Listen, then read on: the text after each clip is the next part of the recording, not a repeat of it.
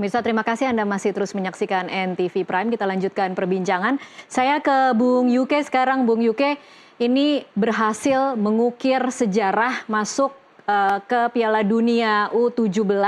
Bukan keberuntungan, bukan juga karbitan. Bagaimana Anda melihat perjalanan tim ini kemudian sampai ke titik hari ini, Bung Yuke? Ya, luar biasa ya. Tadi Pak Jaki sempat memberikan prolog bahwa mereka disiapkan sudah setahun lebih ya. Kalau saya mencatat dari bulan Juni 2024 itu pertama kali uji coba internasional sampai kemarin menjelang pertandingan pertama lawan Korea Selatan itu, kita sudah melaksanakan TC panjang dan juga pertandingan internasional sebanyak 19 game. Jadi artinya mereka ini udah memang dipersiapkan secara matang, dan thanks to PSSI yang memfasilitasi dengan full house ya, istilahnya hospitality-nya luar biasa, perhatian terhadap timnas luar biasa, sehingga memudahkan ya bagi tim manajemen timnas maupun juga tim pelatih dalam menyiapkan anak-anak. Jadi fokusnya udah lebih kepada hal-hal teknis saja, karena emang teknisnya sudah selesai gitu. Dan ini membuat mereka secara kekompakan ya, terutama dari sisi pemain itu sudah terlihat ya, karena sudah setahun lebih, sudah menjalani pertandingan demi pertandingan, sudah banyak belajar. TC-nya nggak cuma di Indonesia, tapi juga di Asia, tapi juga di di Asia, di Eropa juga ya Pak Zaki ya, sempat ya.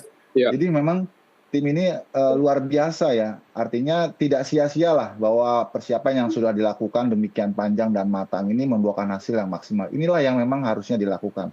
Kalau tim usia muda, memang TC-nya harus berlama-lama ya, harus berlama-lama karena mereka tuh kompetisi domestiknya nggak ajak, nggak reguler gitu. Iya.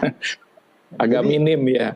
Jadi butuh TC yang panjang, apalagi mereka masih muda ya, masih labil ya, kadang-kadang ups and down. Ini tugasnya dari tim manajemen, pelatih dan juga psikolog, ini nggak gampang banget nih untuk menyatukan mereka. Nah saya harap nih nanti diteruskan ya, kalau bisa Pak Jaki jangan lama-lama mereka liburnya Pak.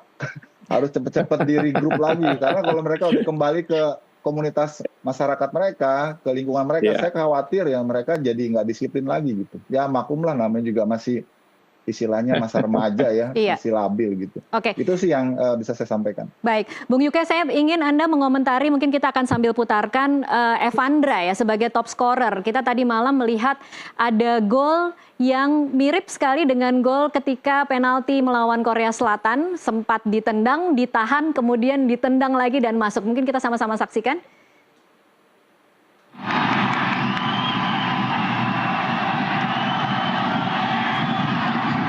Ya, ini gol Korea Selatan ya, ditahan kemudian ditendang lagi.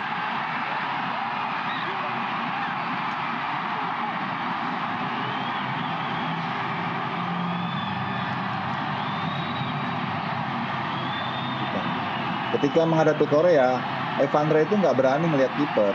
Jadi dia sikat aja dalam ayunan terakhirnya tuh dia nggak sempat lihat pergerakan kiper. Iya, mungkin yang ini Bung Yuke bisa dikomentari. Ini kan yang gol pertama Evandra tadi malam ya?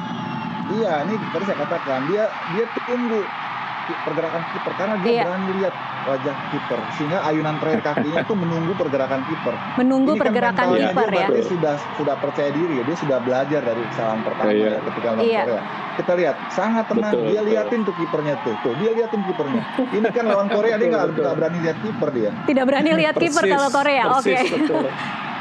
Iya. Nah ini gol kedua yang saya katakan tadi mirip sekali dengan penalti ya. Ya, ini Josh Holong ya yang passing bola ke Evandra ya. Ini kan Josh Holong juga baru. Josh Holong ini kan juga baru kembali dari cedera ya Pak Zaki ya. Iya, Josh Holongnya nggak egois ya berarti Bung Yuke. Iya, dia tetap nggak kehilangan chemistry sama kawan-kawannya walaupun dia sempat absen ya dari tim ini beberapa waktu karena cedera gitu. Ini kan hebat ya, anak ini kedekatan emosional itu sudah sangat nyatu sekali gitu. Apa berarti Bung Yuke yang bisa dipelajari dari sini? Memang chemistry itu dibangun di lapangan atau seperti apa Bung Yuke? Kalau chemistry buat timnas usia muda itu dibangunnya di TC. Di TC ya. Di TC karena mereka lamanya di TC. Tadi saya katakan kalau di kompetisinya kan usia muda kan praktis kita hanya punya EPA, punya Suratin. Yang boleh dibilang masih minim. Maka tadi bapaknya Goli bilang mereka dari kecil bermain di di kompetisi swasta ya, di Liga Top Skor disebutin secara spesifik ya. Iya. Itu Evandra juga main di Liga Top Skor juga. Jadi kita punya, kebetulan saya yang kelola, jadi saya tahu persis anak-anak ini dari kecil. Mereka nggak ujuk-ujuk bisa masuk di timnas U17, mereka main di kompetisi itu dari usia 12 tahun. Iya. Jadi saya hafal betul anak-anak ini. Ya, itulah makanya kita harap dari keberhasilan ini PSSI bisa lebih baik lagi dalam menata kompetisi usia muda ke depan, karena U17 ini Piala Dunianya setiap tahun. Setiap tahun. Iya, betul. Jadi ini kan opportunity ya buat kita ya Pak Zaki ya. Sehingga animo kompetisi ataupun animo anak-anak muda, pemain-pemain muda kita ke depannya itu semakin besar, karena harapan mereka bisa jadi pemain tim nasional di setiap tahun sampai 2029. Bayangkan. Bung Yuke, suaranya tidak terdengar. Betul. Itu bagus untuk lanjutannya. Untuk lanjutannya betul. Baik, Pak Zaki mungkin mau menanggapi ini kan. Saya tidak tahu sebenarnya target awalnya seperti apa, dan apakah setelah kemenangan tadi malam dan tiket untuk masuk ke Piala Dunia U17, apakah targetnya setelah ini terus meningkat atau seperti apa Pak Zaki? Jadi memang kami diberikan target oleh PSSI untuk lolos ke Piala Dunia, karena di penyisihan di Piala Asia ini kita melihat peluangnya cukup terbuka. Dengan format yang baru tentu saja kita punya peluang yang sangat besar. Nah, oke, target setelah hari ini berarti apa? Nah, target setelah lulus Piala Dunia, setelah lolos Piala Dunia, target kita mencapai jenjang yang paling tinggi di Piala Asia, yang mungkin belum pernah dicapai sebelumnya. Finalkah Pak Zaki? Insya Allah. Insya Allah. Ini tidak berani bicara targetnya apa Pak Zaki targetnya? Untuk sementara perempat final dulu, menuju ke semifinal nanti. Ke semifinal. Oke, jadi hanya bicara target sementara semifinal berarti ya Pak Zaki? Betul, betul. Baik, saya ke Pak Muhammad lagi. Pak Muhammad, ini kan kalau kita bicara tentang anak-anak, tadi Pak Muhammad sempat katakan bahwa sudah 2 bulan ya tidak bertemu. Seperti apa sebenarnya kondisi mental anak-anak Goli terutama ketika bicara dengan Pak Muhammad? Apakah memang anak-anak itu cukup nyamankah berjauhan seperti ini? Atau seperti yang dikhawatirkan oleh Bung Yuke tadi, kalau kemudian kembali nanti akan susah lagi untuk menyesuaikan diri ke dalam?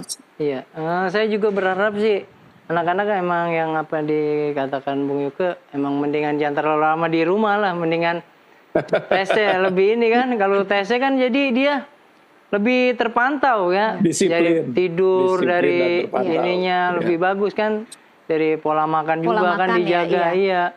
Kalau di rumah kan kita ngerinya main sama teman-teman sampai takutnya nongkrong yang gak jelas kan, kayak seperti itu. Lebih bagus kalau sudah pulang ya jangan lama-lama lah, kalau bisa kembali tesnya lagi gitu. Oke. Saya ingin membahas sedikit soal bagaimana mungkin ini kan mimpi semua anak laki-laki ya Pak Muhammad, bisa kemudian bermain bola, kemudian bisa bermain, apalagi Pak Muhammad punya anak yang memang sudah mulai dari usia yang sangat muda, kemudian sekarang bisa masuk ke U17, bukan sekedar masuk tetapi juga mengukir sejarah masuk ke Piala Dunia Pak Muhammad. Ini kan sesuatu yang sangat luar biasa untuk orang tua, apalagi untuk menemani, membersamai anak sekian belas tahun sampai ke titik ini. Nah, kalau mungkin bisa berbagi resep sedikit Pak Muhammad untuk anak-anak atau orang tua lain yang mungkin saat ini sedang menemani anak-anaknya senang bermain bola, tetapi kemudian itu kan perjalanan yang panjang ya Pak Muhammad, dan stamina orang tua juga mungkin diperlukan di sini. Iya, diperlukan. Ya, intinya kita kalau mensupport anak jangan sampai separuh-separuh lah, setengah-setengah. Kalau bisa support terus kemanapun dia, seandainya latihan bola jauh tetap semangat, rajin latihan juga anak-anaknya. Pokoknya untuk orang tua, kita sebagai orang tua support terus kemanapun anak kita berlatih, bermain bola. Jangan ada kata pantang mundur dan menyerah gitu. Tapi kalau semangat terus. Tapi kalau Anda sendiri pernah tidak ada momen-momen